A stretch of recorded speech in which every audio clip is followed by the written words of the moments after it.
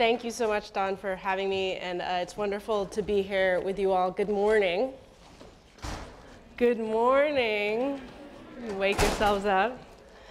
So I'm thrilled to be here. I will go ahead and just launch in, beginning with a story from nearly 30 years ago. So in March of 1988, thousands of lesbian and gay activists took to the streets of San Francisco to protest US-sponsored war in Central America. President Ronald Reagan had just sent 3,200 US soldiers to Honduras to prepare for a planned military assault on Nicaragua, particularly the socialist government of Nicaragua at the time. He turned back this intervention only after significant protests around the United States, including 10 days of demonstrations in San Francisco. Lesbian and gay radicals were key in all of these San Francisco protests, and they also mobilized two specifically queer anti-war marches of 3,000 and over 4,000 people. And this photograph is from the beginning of one of those, the lead banner, and also man in the front who was known as kind of a radical cheerleader of the time, complete with his very short shorts. And pom-poms, of course.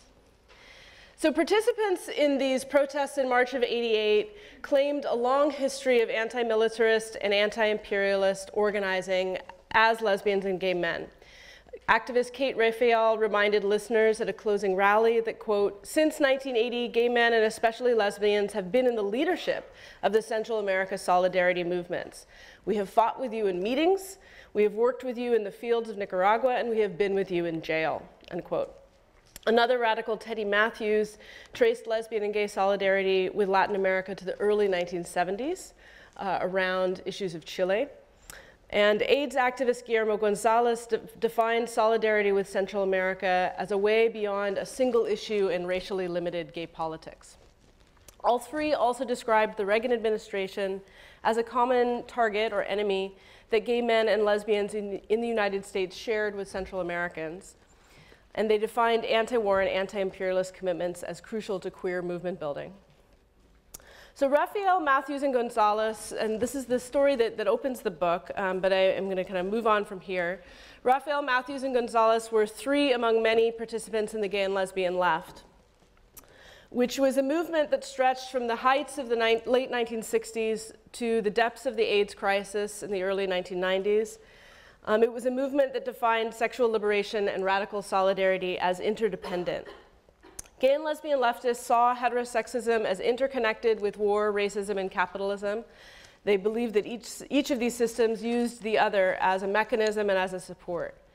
They argued that full sexual freedom depended on anti-imperialist change, and they pursued a vision of interconnected sexual liberation and radical solidarity. This was a combination that they often represented through the metaphor lavender and red, with lavender representing gay and lesbian sexualities and red representing an internationalist left, and thus the title of the book. So Lavender and Red tells the story of the gay and lesbian left and how its activists acted as accomplices to struggles against racism, US militarism, and the new right. Gay and lesbian leftists saw sexual identities not only as forms of desire, but also as political affiliations that could create the conditions of possibility that might set desire free. So they made liberation their theory and solidarity their practice. Jumping ahead to today, my study reclaims social movement histories that resonate with ideas that are really foundational in queer studies. For example, in 1992, soon after the kind of conclusion of the book, the cultural critic Douglas Crimp argued that the power of queer politics lay in the construction of identity as relational. Crimp was also a member of ACT UP New York, the AIDS activist group, and he asked that we rethink identity politics, to consider that identity doesn't have to be really rigidly essentialist, but can actually also be a means to express our bonds with each other. So he illustrated this point through ACT UP New York's needle exchange campaign, which sought to provide free and clean needles to IV drug users as a way to prevent the transmission of HIV. He argued that the needle exchange campaign expanded the meaning of queer beyond just sexuality. So through the needle exchange, ACT UP New York wasn't just saying wear a condom, practice safer sex, let's be out as queer people against the epidemic. They were also bridging over to the issue of IV drug use and IV risk.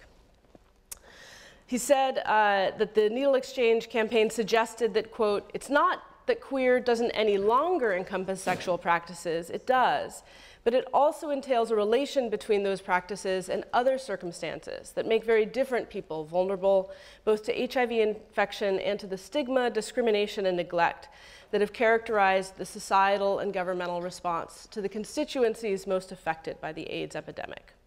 So here he asserted IV drug use and also poverty and homelessness as queer concerns. What I find really interesting about Crimp's statement coming in 1992 is that his description of queer politics resonates very clearly with the story I tell in Lavender and Red, and yet in that same narration, in the same excerpt that I quote from, he left the gay and lesbian left out of his vision of the past. Instead of talking about some of the histories I discuss, he presented a more familiar, although partial account of gay and lesbian politics. He described the radical potential of gay liberation as collapsing by the early 70s into narrower modes of either separatist or more assimilationist and liberal politics. So through Lavender and Red, I want to ask us to move beyond those kind of familiar accounts and to consider the more coalitional and multi-issue radical stories that we can tell, as well as to wonder why is it that this history hasn't been told as much as it might. I argue that by recapturing a fuller account of the queer past, we can begin to see the connective tissue that links disparate moments of struggle. We can begin to better understand how to use historical scholarship and archives and memories to bolster contemporary change as well. So I want to spend the bulk of my talk today talking about two main phases of the gay and lesbian left, especially in the San Francisco Bay Area, which is also a focus of the book. It's very close to home. So the first phase, it would track from about 1969, the kind of emergence of what we call gay liberation around the Stonewall riots, through about 1979. And I track in here the ways that activists were defining gay and lesbian politics through unity with other radical causes. Among gay men early on, a key dimension of gay liberation politicized homosexuality as a means to resist the Vietnam War. So this, of course, happened at a moment when, at that time described as homosexuals, were excluded from military service, right? And if they were drafted and called up, would be rejected on that basis. So because of that exclusion, combined with anti-war sentiment, gay radicals inverted the stigma that was being applied to them. They said, if you're going to exclude us, well, we're going to define our gayness as kind of one of our many reasons to oppose this war. So at their campiest, they riffed on the call to make love, not war, which you may have heard before, with slogans such as, send the troops to bed together, and suck cock to beat the draft.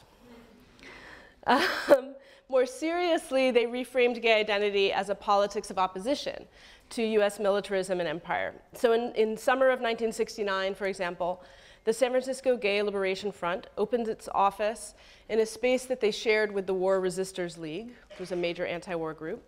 And that fall, in both San Francisco and at UC Berkeley, a group called the Gay Liberation Theater performed a play called No Vietnamese Ever Called Me a Queer. The title riffed on Muhammad Ali's famous statement when he resisted the draft, when he said, no Vietnamese ever called me an N-word. On October 15th of 1969, right around the time of that theatrical performance, gay men formed a contingent in the San Francisco March for the Vietnam Moratorium.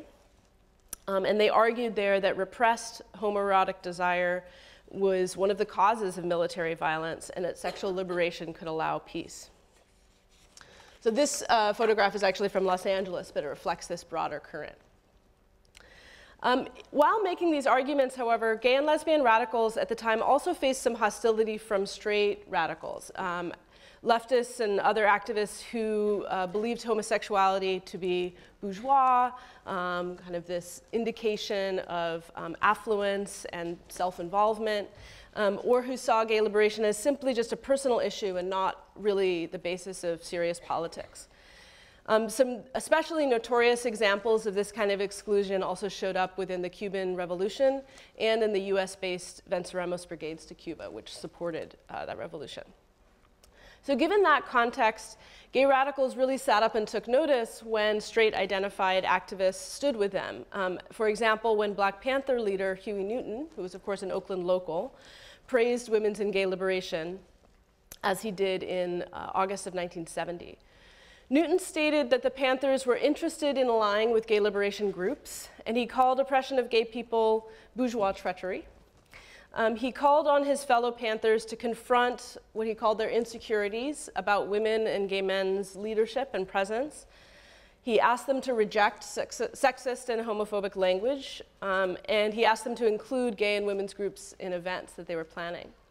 He also questioned the idea that homosexuality was a form of kind of decadence, that idea that I said was circulating. Most famously, he stated, quote, "There's nothing to say that a homosexual can't also be a revolutionary, and maybe I'm now injecting some of my prejudice by saying even a homosexual can be a revolutionary. Quite the contrary, maybe a homosexual could be the most revolutionary." So this really resonated with what gay liberationists kind of wanted to see in themselves, and they really responded enthusiastically to Newton's statements. Newton's statements heightened gay liberationist groups' support for Black liberation, which had already begun and had kind of shaped some of the rhetoric of the movement. Many gay radicals looked to the Panthers' Revolutionary People's Constitutional Convention, or RPCC conference, as a means to imagine a new society. That conference was held in Philadelphia over Labor Day weekend of 1970. It drew 10,000 to 15,000 activists from around the world, as well as in the US. And although self-declared gay and lesbian activists were just a small percentage of that larger number, the timing of the event made it, as some have described, really kind of in effect the first national gay liberation gathering. The gay men's contingent at the RPCC was also noted for its racial diversity and its engagement with anti-racism. It picketed against racism at local gay bars, and it wrote a collective statement that won applause at the conference's closing event. Among women, a Bay Area lesbian feminist group called Gay Women's Liberation, or GWL, also forged strong ties with the Panthers.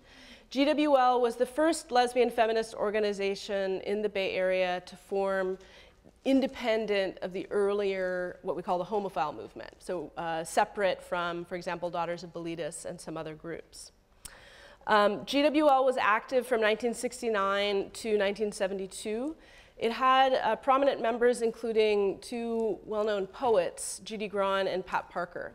So it was quite connected to kind of the literary scene as well. In December of '69, 3 of the group's founders joined the San Francisco Black Panther Party in what was called a living wall of defense against police threats that had come down. And a year later, GWL participated in 2 of the regional gatherings for the RPCC that I mentioned in Philadelphia. They crafted a list of demands to be implemented in the city of Berkeley and its public schools. They called for free 24-hour bus transportation for women, free self-defense classes for all women and girls, women's right to carry weapons, and a diversion of the portion of the Berkeley police budget to women's liberation groups. So this agenda reflected the influence of the Panthers' self-defense, kind of police monitoring, and survival programs, alongside women's experiences of sexual harassment and gendered violence. GWL also worked the Panthers' tactics of police patrols to confront gender violence. They leafleted a neighborhood to shame a man who had raped a dancer at a bachelor party. They staged interventions to interrupt domestic violence, and they held vigils outside the homes of batterers. By 1972, their efforts fueled the creation of San Francisco Women Against Rape, which was one of the first rape crisis centers in the United States. By 1974 through 76, this also shaped lesbian feminist involvement in the Inez Garcia case. Garcia was a Latinx woman who had been raped and then in the course of defending herself had killed one of her attackers. And she was attempting to be acquitted on the charges of murder using the justification of self-defense. So her case became a really important rallying cry for questions of self-defense. And it drew a lot of lesbian and gay, as well as more broadly feminist and Latino organizing. So in this photograph, you see her kind of thanking some of her supporters by marching with the Gay Latino Alliance in San Francisco Gay Freedom Day, soon after she had been acquitted.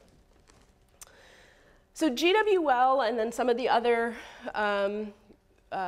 campaigns that it fueled, including the Garcia case, initiated a politics that I term collective defense. So this was rhetoric and strategies that blended women's right to self-protection with opposition to state violence. So not just self-defense, but conceiving of self-defense as kind of more broadly the community and against state incursion. Collective defense also resonated with decades of struggle against state harassment for activists, not just anti-gay harassment, but state harassment more broadly. So Joan Nessel, the writer Joan Nessel, for example, reflected that, quote, "The police that I had grown accustomed to confronting in the village bars became the state troopers of Baltimore and Alabama.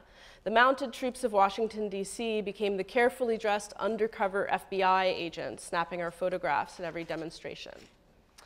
So she saw this kind of continuity of the surveillance that she was experiencing. Moreover, by the early 1970s, as lesbian feminism was developing, media was really defining women's participation in radicalism as kind of deviant, both deviant and sexy, right? This kind of like sensationalistic coverage of particular women who participated in groups, who were arrested for political activity and so forth. A fixation on women radicals, sex lives and love lives, these kinds of coverage. And all this, of course, was happening at the same time that police brutality and court trials of Black liberation and anti-war radicals and prison organizing were dramatizing a kind of non-cooperation with the US state. One of the things that's interesting here is that militancy then became interwoven even with lesbian feminist erotics. So Judy Grahn recalls that within GWL, she says, "We found each other sexy in fatigues, boots, and colored tight-fitting undershirts with no bras." Right? So kind of wearing this uniform of radicalism became a kind of expression of desire. In addition, lesbian feminists also mobilized specifically to support women in the radical underground. So this is the formation of activists who were attempting to evade arrest for various kinds of political activity. One key figure that they rallied around was Susan Sachs, shown here in this poster. Susan Sachs was a white radical on the FBI's 10 Most Wanted list, one of the few women on the 10 Most Wanted. In 1970, she had helped to steal National Guard documents that revealed the extent of government plans to suppress anti-war organizing. She also participated in a bank robbery that was intended to fund the Panthers, but that due to the actions of one of the men in her group, became a murder. So following this, attempting to evade punishment, also to declare some of her innocence on the murder charges, she never, she always said that she was not complicit in the murder. But she went underground. And what's interesting is that she took refuge in lesbian feminist communities to do so. She hid out in various places, New Haven, Hartford, Lexington, Philadelphia. And those who were suspected of sheltering her also began to meet a lot of surveillance. Sachs ultimately surrendered herself for arrest with the goal of halting that repression against others.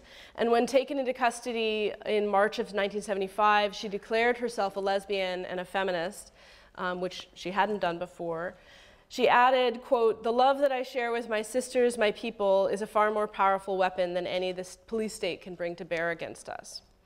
So lesbian and feminist papers around the country reported on her case, and her defense committee stated that state repression affirmed the political meanings of lesbian. One source said, quote, "If not by our own identification, then by the actions of the FBI, the Department of Justice, and the news media, we've all become identified as dangerous women because of our lifestyles, our private lives, our politics, alternatives which center around our lives and not capital." Another interesting example of the ways that this politics also shaped the ways people thought about their own sexualities and gender expressions can be seen among gay men in a kind of inversion of, but also use of collective defense.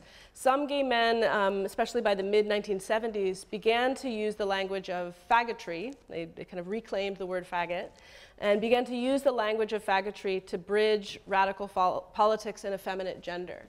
So they said that already, some 6 years into gay liberation, gay already had lost some of its radical meaning, and to declare their real subversion of norms, that they should embrace effeminacy and embrace the slur of faggotry. So self-defined faggots saw themselves as androgynous, non-consumerist, dedicated to radical change.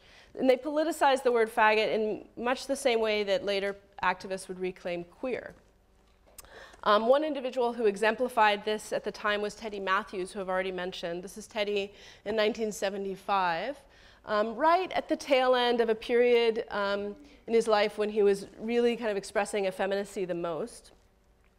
He kind of shifted his gender presentation over time, but at this particular moment was really kind of celebrating long hair and earrings and makeup and a style of dress that many people at the time were calling gender fuck. So a mix, right? A feminine blouse and then more masculine pants, or vice versa. Matthews had moved to San Francisco after evading the draft in Florida and Boston, and then finally being declared exempt because of his very overt and kind of celebratory gayness. And he frequently argued that normative constructions of masculinity underlay violence and imperialism.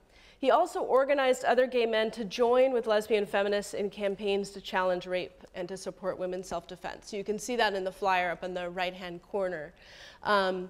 This was in his papers, and it was one of the flyers that he helped to design himself, right? So it's this political use of faggots. And he worked on this issue of rape both because of his support for women and because of his own experiences of sexual assault. And he's someone who shows the ways that queer feminist thought in the 1970s wasn't just about women, but also could potentially be really appealing to gay men kind of on their own terms.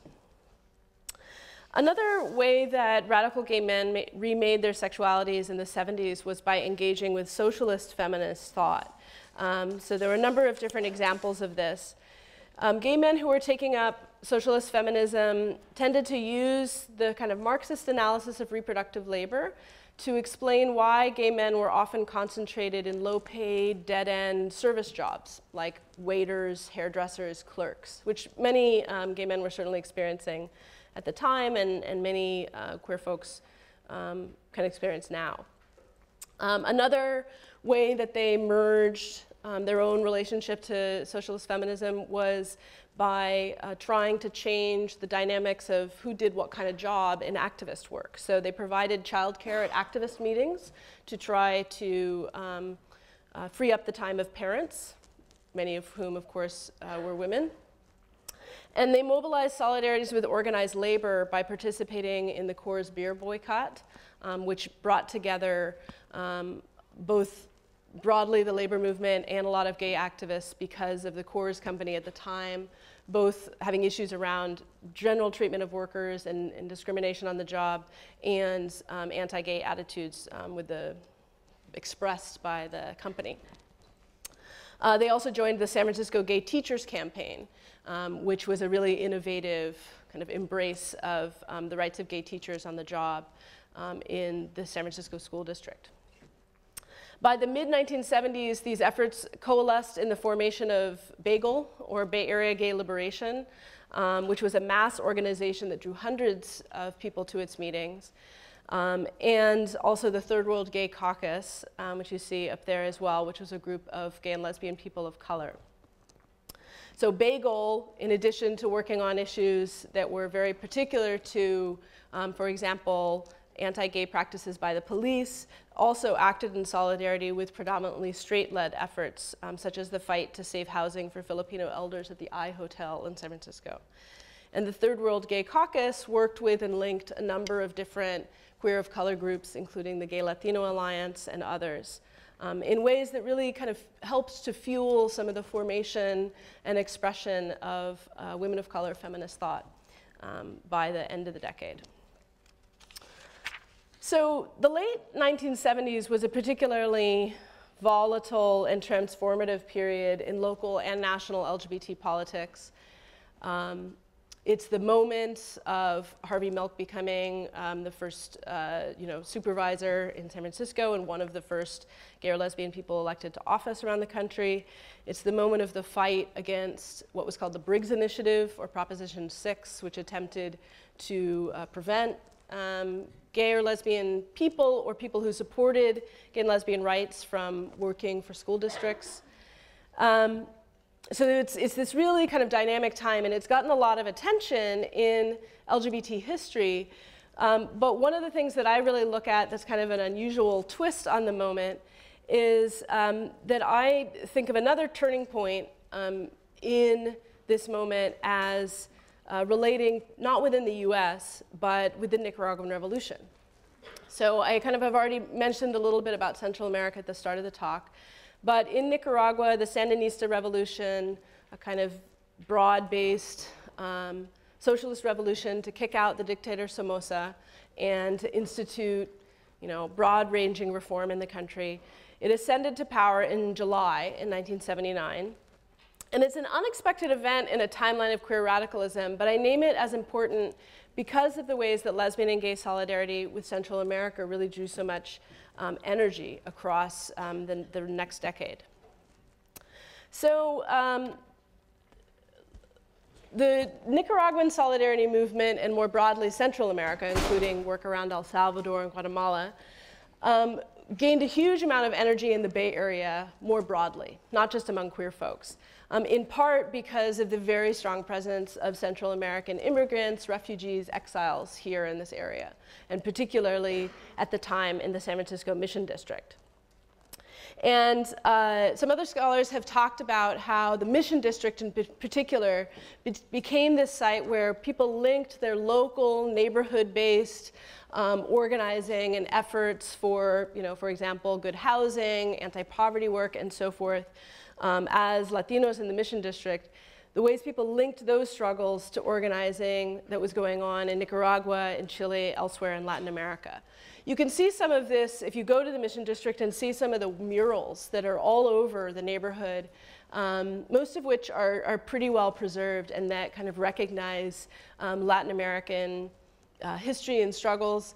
They're not just kind of well, these are important struggles and we want to put them up, right? They really reflect the histories of solidarity organizing that came in particular out of the Mission District. Some of the first work to actually support the Sandinistas took place in the Mission District. And in fact, there was a lot of back and forth among, for example, Nicaraguan exiles who were living in San Francisco, organized together there, and then went back to Nicaragua to participate in the Sandinista government once it was in power. So that's the kind of the context, really, for lesbian and gay solidarity with Nicaragua in particular. It's very much about linking the local and the global, or the local and kind of outside the international. So by forging lesbian and gay solidarity with Nicaragua, with Central America, queer activists could not only back this national liberation struggle that was under threat from US bombs, but they also were able to build paths towards more multiracial gay and lesbian community. So there's really kind of two dimensions of solidarity work. One was simply joining in something that they supported broadly because of their radical politics. And another was the ways that it really allowed people to deal with some of the local tensions that emerged around race and ethnicity in queer community.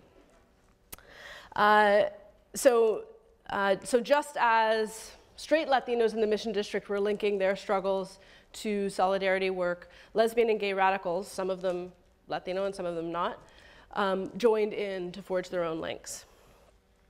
Nicaragua also held special meaning for gay and lesbian radicals because it seemed to pose a contrast to some of the anti-gay policies that I already mentioned around Cuba. So people had been very upset about exclusions going on in the Cuban Revolution. And by contrast, in Nicaragua, women were really prominent leaders in the Sandinista party, including in the military. And some were rumored to be lesbian, rumored accurately. And for this and many other reasons, many hoped that the Nicaraguan Revolution might be more open, might foster sexual liberation, and enable gay and lesbian inclusion in the left. And of course, because the Sandinistas seized power amidst the global growth of the new right and was being backed by 1981 by the Reagan administration, the Reagan administration was trying to intervene and upend the Sandinista revolution, that presented another important connection as well. So Nicaraguan solidarity in general, as you can see from some of these photographs, gained a kind of foothold in San Francisco by 1974. By 1978, activists from San Francisco's Gay Latino Alliance and Bay Area Gay Liberation collaborated to produce an event that they called Strange Bedfellows. So this was another evening of political theater and discussion. And in this event, activists linked the fight for gay and lesbian freedom in the United States at the time to self-determination in Nicaragua and also at the time Zimbabwe. So they highlighted political alliances between the Nicaraguan dictator at the time, Somoza, the Zimbabwean leader, Ian Smith, who was closely allied with the South African apartheid government, and with California's John Briggs, who was, of course, author of that Briggs Initiative on the state ballot. So they termed those three leaders, they very much acknowledged the differences between the kinds of struggles going on, but they termed those three men a common enemy to multiple communities: gay, lesbian, and straight, white and of color, globally and inside the United States. And by spring of 1979, as the Sandinistas moved towards seizing power in Nicaragua, activists formed the first specifically gay and lesbian solidarity group with Nicaragua called Gay People for the Nicaraguan Revolution, or GPNR.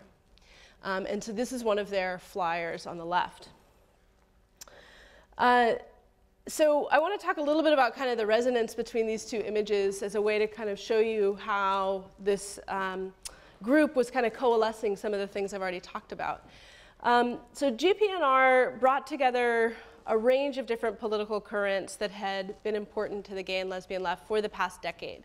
So what you see in the images is, on the left, the flyer from Gay People for the Nicaraguan Revolution, with a photograph never attributed, so I don't exactly know where they got that image from, but of a kind of, you know, androgynous but apparently female guerrilla fighter, right, looking skyward towards, perhaps towards the revolution, right? We don't know exactly what she's looking for, but something optimistic, right? And on the right is Dora Maria Tellez, who was the second in command in 1978 when the Sandinistas took control of a key military site as they moved towards power. She also had trained as a doctor and later worked in the Sandinista government, heading up the Ministry of Health. She is photographed in this book that was extremely popular at the time among people who were interested in the Sandinista revolution. It was translated into over a dozen languages. It's by Margaret Randall. It's called Sandino's Daughters. And the book interviews a whole bunch of women who were active in the Sandinista movement, talks about what they did. The Tellez photo is really notable, really in part for just how alluring, right, it is. She's kind of reclining, she's holding a cigarette. The photograph also very much echoes a very famous photograph of Che Guevara, who also, like Tellez, had trained as a doctor, also, like Tellez, had been this, you know, celebrated as a leader.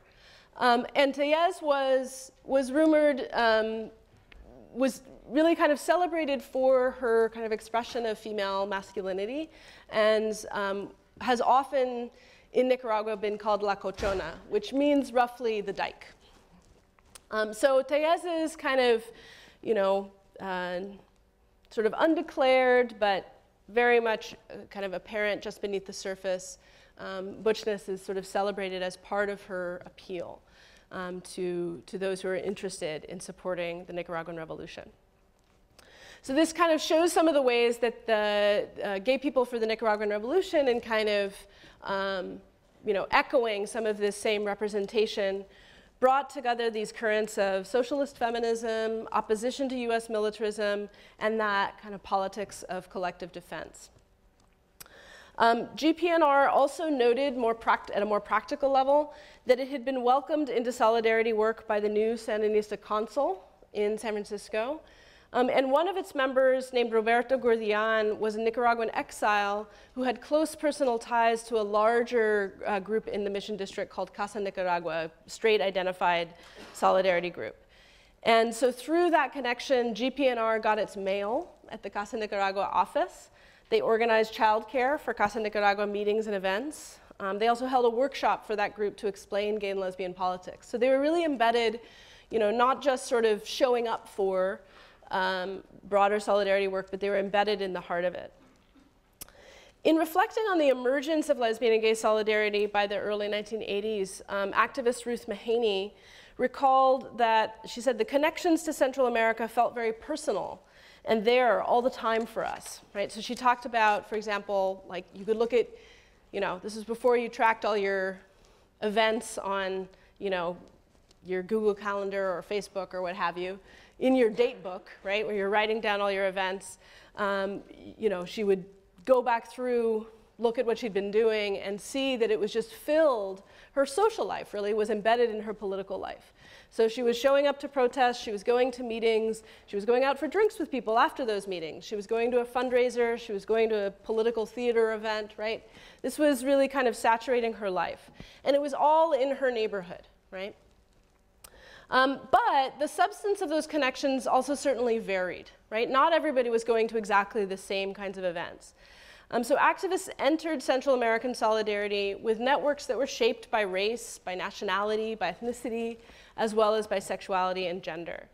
And it was really by explicitly naming those differences that activists strengthened lesbian and gay solidarity, as well as queer people of color organizing, and more broadly, the gay and lesbian left. So this could be seen in the Victoria Mercado Brigade. The Victoria Mercado Brigade in 1985 became the first specifically lesbian and gay brigade to Nicaragua. Brigades were a very popular way to learn more about what was going on in Nicaragua and to support the Sandinista project. The sort of learning was obvious, right? You go, you travel, you meet people, you see what's really going on. You're able to kind of see with your own eyes what this political revolution looks like. The aid is a little less obvious, but what had happened to produce some of these brigades was that the Sandinista government, once it comes into power, actually uses the model of brigades among Nicaraguans themselves to promote literacy. So they had a whole literacy brigade all over the countryside to teach all kinds of people who had not been educated under the Somoza dictatorship to read and write. And they also then asked for international help to aid with their economic reconstruction. So the country had really been torn apart by the war that brought them into power. And they called for international support with a cotton harvest and other kinds of agricultural work. So work brigades would go and either participate just directly in that, in the cotton harvest, or in other kinds of things. They would help build community centers. If people had specific skills, there were a lot of brigades of health workers who would go out and help with basic health care, these kinds of projects. And they were recruited directly by the Sandinista government. One of the things that happened for gay and lesbian people in those brigades was that, you're doing international travel, right? There's a lot of cultural kind of exchange going on. There's a lot of cultural difference that might come up. And a lot of organizers in the more straight-dominated travel projects would ask gay and lesbian participants to stay closeted, using as sort of the excuse the idea that lesbian and gay identities didn't exist in Nicaragua or didn't exist in Central America. But the thing was that Nicaraguan gay men and lesbians certainly did exist and had been actually starting to organize themselves during the revolution. So there was this notion, right, a kind of, you know, don't be too much of a gringo kind of notion, right? Don't go shove your sexual politics, which must somehow be only exclusive to the US, don't go shove them somewhere else. It came from an understandable kind of place, right? But it actually ran a little bit counter to the reality of what was going on in Nicaragua in terms of sexuality there. So certainly there were anti-gay attitudes going on in the country, but there was also lesbian and gay organizing happening. And it was happening among working class Nicaraguans who identified with the Sandinista party and who drew on the solidarity movement to advance their own ends, right? So really kind of sought out direct exchange and conversation with people who came to the country who they suspected were or knew were lesbian or gay. So the Victoria MacArthur Brigade was important because it kind of crystallized some of that and was openly a lesbian and gay brigade. They, you know, the work they did was to build, to lay the foundation for a community center. But a lot of what the other kind of work they did was to meet people, to talk to people, and to bring information about lesbian and gay activism inside Nicaragua kind of back to the United States, to talk about those transnational links. Not without understanding some of the differences between different locations, but to really, you know, kind of run counter to the idea that queer identities were somehow just particular to the US or to North America or to Europe. So the Victoria MacArthur Brigade also was important because it was very purposefully a majority of people of color, primarily women of color. So it was also pushing against some tendencies within queer organizing as well. And it brought those two dimensions together, the kind of exchange with Nicaraguans and the racial diversity of the group, to highlight the kind of lesbian and gay left that they wanted to build, right? That would be multiracial, that would be anti-racist, that would really kind of initiate dialogue across borders. And it helped to articulate some of the kinds of versions of transnational feminism that really began to emerge through women of color feminism. All right, so as a last example of some of this history and kind of the last, literally the last chapter of the book, by 1987, the influence of Central American solidarity had also begun to inform direct action against the AIDS epidemic. So an especially strong connection came through the formation of a group called the AIDS Action Pledge in San Francisco, or known as the AAP sometimes. So the AIDS Action Pledge formed in 1986. It formed about 8 months before ACT UP in New York, which is of course better known. And the AAP modeled itself very directly on a Central American solidarity group called the Pledge of Resistance. The Pledge of Resistance had been a network where people would sign up. It was also, locally, it was also called the Emergency Response Network. So it was a way for people to make a verbal commitment to engaging in anti-intervention protests and for many to engage in civil disobedience against US intervention. So it was a way to find out about what was going on and to show up for protests. One of the major things that the Pledge of Resistance did was to go visit local military bases and attempt to delay or stop or at least draw attention to arms shipments that were coming out of the US and being sent to Central America. So the AAP was formed by people who were already active in the Pledge of Resistance and had learned how to engage in civil disobedience from that group, and basically took those exact skills and lessons and kinds of expertise over to confront the issue of AIDS and to call for federal government work, right? In research, care, attention to the epidemic. Like the Pledge of Resistance, the AAP asked its supporters to personally commit to engaging in protests, and as it says there, as conscience leads me to engage in nonviolent direct action. including civil disobedience. So it kind of really asked people to prepare for that, and to, if able to, they were kind of sensitive to the ways that people are already living with AIDS might actually be particularly vulnerable in cases of arrest and so forth. So it was sort of as conscious leads me to participate in civil disobedience. The group also really helped to popularize the slogan, "Money for AIDS, not war," which had originally been made a few years earlier through a San Francisco resolution against US intervention in El Salvador. And the AAP also has really kind of linked national and global demands for fighting AIDS. They called for a global AIDS program with funding to be taken from the US military budget.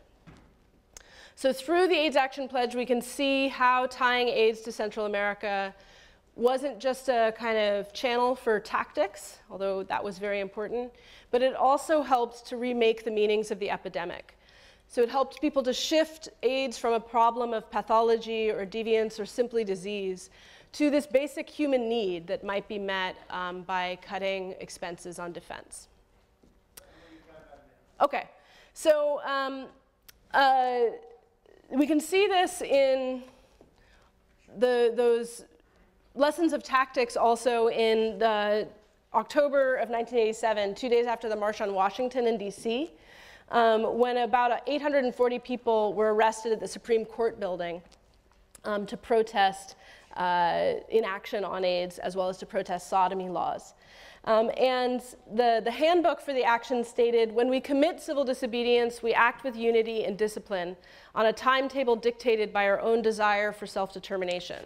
Civil disobedience is but a heightened replay of our daily lives. We politicize our resistance through our unity." So the way I would wrap up is really to kind of leave you with the very first page of the book, my dedication.